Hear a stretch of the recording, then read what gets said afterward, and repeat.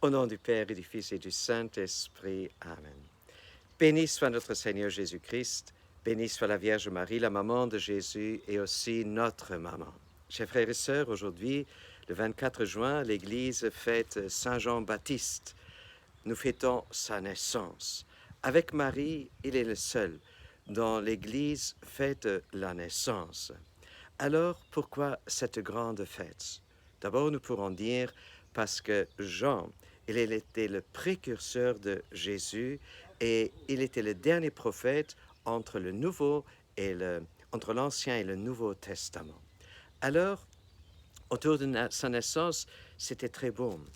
Élisabeth et Zacharie, le prêtre, ils n'avaient pas d'enfants. C'était une grande tristesse dans leur vie. Alors l'ange vient surprendre Zacharie et lui annonce la nouvelle qu'Élisabeth va enfanter un fils et qu'ils auront tous les deux ensemble un fils. Et l'ange, il va dire à Zacharie les paroles que voici. Tu seras dans la joie et l'allégresse. Beaucoup d'hommes se réjouiront de sa naissance, car il sera grand devant le Seigneur. Donc, il y a beaucoup de joie autour de cette personne de Jean-Baptiste.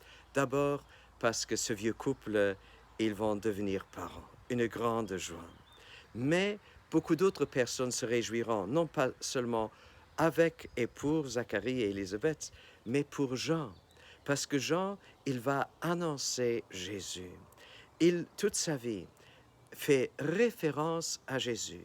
Il était profondément uni à Dieu. Il cherchait la volonté de Dieu. Il vivait dans la vérité de Dieu et il n'avait pas peur d'annoncer aussi la vérité. Voilà sa grandeur. Il cherchait à tout moment de vivre dans la volonté de Dieu. Alors, le point culminant de sa mission était celui-ci, lorsque Jésus vint au Jourdain. Il avait préparé les gens par un baptême de conversion. C'était déjà grand et beaucoup se réjouirent d'avoir une occasion pour se repentir, pour se convertir. Mais le point culminant, c'était la venue de Jésus auprès du Jourdain. Et les paroles que Jean va dire maintenant sont celles-ci. Elles sont très très connues et nous les connaissons de chaque sainte messe lorsqu'il dit « Voici l'agneau de Dieu qui enlève le péché du monde. » Et il montre Jésus, il présente Jésus, il présente la mission de Jésus. Enfin, celui-là est là que le monde attendait. On s'attendait à un grand roi avec des grandes fastes, avec des serviteurs soldats. Hélas, il y a quelqu'un qui vient humblement, un agneau qui enlève le péché du monde. Quelle bonne nouvelle, chers frères et sœurs, de pouvoir annoncer Jésus et d'entendre cette annonce de Jésus. Alors, plus tard, Jésus va dire par rapport à Jean-Baptiste, parmi les hommes, il ne fut pas de plus grand que Jean-Baptiste, mais celui qui est tout petit dans le royaume, il sera encore plus grand que Jean-Baptiste. Pourquoi est-ce que Jésus dit cela? En fait, Jean-Baptiste, il était très très humble, il était petit, il faisait son travail que Dieu lui avait désigné de faire.